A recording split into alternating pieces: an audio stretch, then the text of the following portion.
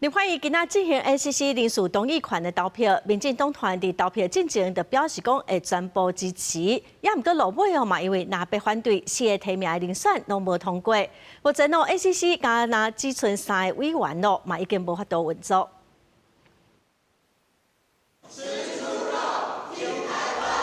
民进党立委伫议场内大声发口号，佮摕老肉饭、猪肉禁毒切切解放，立委呼吁民众加支持猪农。不过，立法院煞来到进行 NCC 人事同意权投票。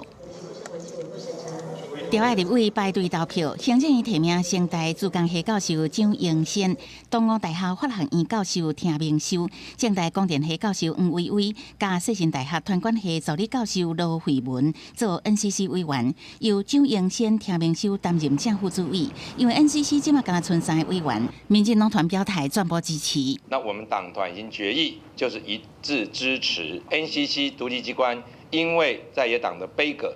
造成了延宕多时，那我们希望呢，接续下来能够让 NCC 顺利恢复运作。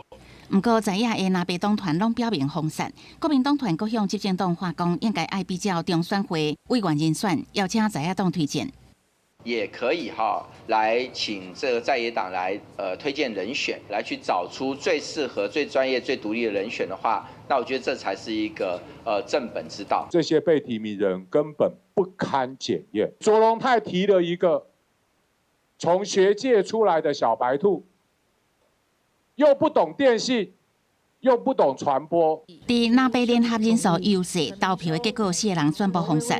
原先民间团体是期待这届人事案只需要通过1个，安尼 NCC 就会当开会做成决议，恐惊已经无希望啊。公司新闻采访报道。